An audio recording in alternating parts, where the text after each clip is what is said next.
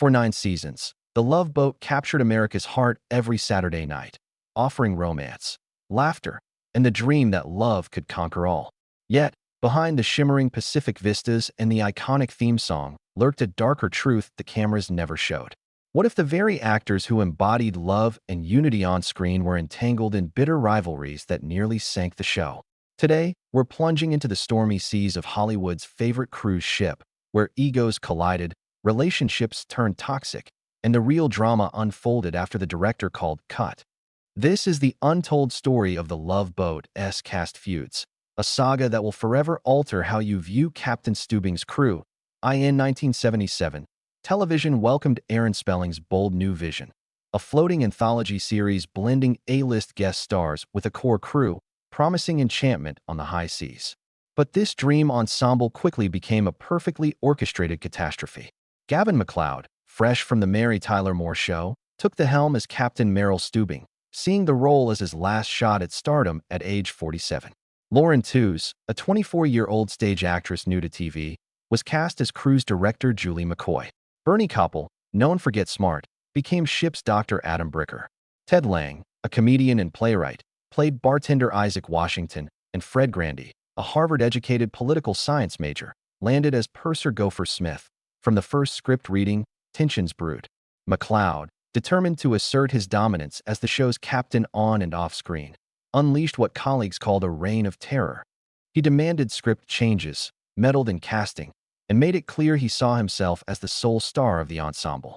Lauren Feuds, eager to prove herself, became an immediate target. Insiders say MacLeod felt threatened by her natural charm and scene-stealing presence. Gavin saw Lauren as competition, a former script supervisor recalled anonymously.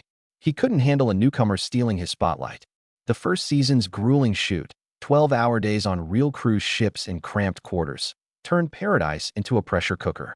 Bernie Koppel tried to mediate, but even he couldn't quell the growing hostility. The irony was stark. A show about love conquering all was unraveling as its cast's relationships frayed. Behind Gavin MacLeod's warm, grandfatherly facade was a man who'd waited decades for his big break. After years in supporting roles, he approached The Love Boat with fierce determination, but his need for control poisoned the set. Friends from the Mary Tyler Moore Show, including Moore herself, were stunned by reports of his behavior, recalling him as collaborative. Yet power transformed MacLeod. He flubbed lines during others' close-ups, demanded a larger dressing room, and threw fits when guest stars got equal billing. Most troubling were whispers of his treatment of female cast members, especially Feuds. He'd undermine Lauren constantly, a former assistant director shared anonymously. He'd dismiss her ideas and mock her inexperience in front of everyone. It was psychological warfare.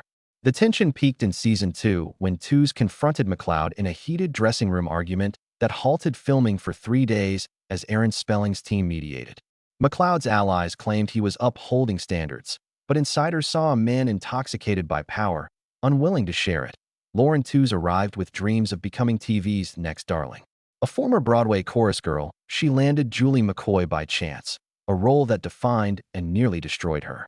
As the show's young female lead, she carried the weight of every romantic storyline, expected to be the heart and soul of the ship's optimism. But the relentless schedule, isolation at sea, and MacLeod's hostility crushed her. Feuds suffered panic attacks, retreating to her cabin between takes. Lauren was a sweet kid thrown into a shark tank, recalled Jill Whalen, who played Stubing's daughter Vicky. She tried so hard to be perfect, but some were determined to tear her down. Her breaking point came in Season 3 when, after forgetting lines in a key scene, MacLeod publicly berated her, allegedly shouting, "That's what happens when you cast amateurs."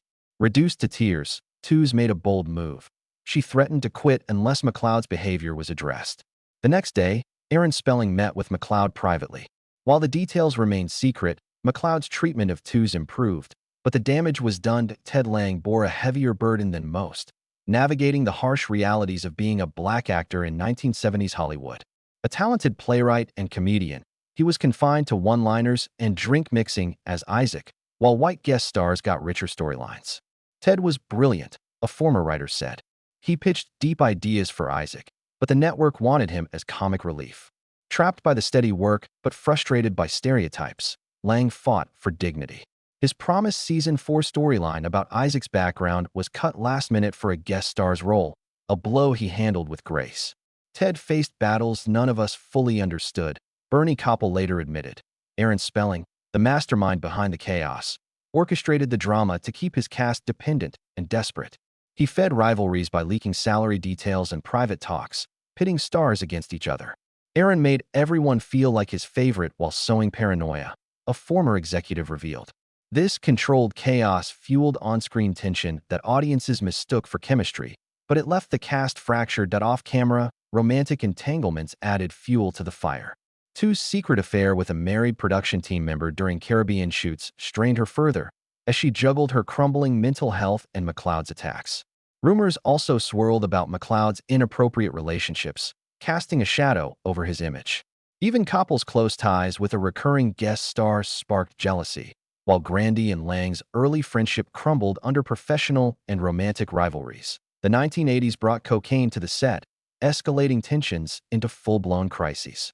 Tu's well-known addiction was just the tip of the iceberg. Multiple cast members turned to the drug to cope with the pressure and feuds. A conspiracy of silence protected their careers while enabling their struggles. The show preached love, but half the cast was killing themselves with drugs, a script supervisor recalled. Paranoia fueled new conflicts, with cast members suspecting sabotage and betrayal. Spelling's response was chilling. Instead of helping Tu's, he auditioned replacements and cut her screen time. In the early 80s, Hollywood's code prioritized the show's image over its stars' lives. Tu's isolation grew as colleagues, unaware of her addiction's depth, avoided tough conversations. "We knew something was wrong," a writer admitted, but nobody wanted to say it out loud. Spelling's indifference set a precedent.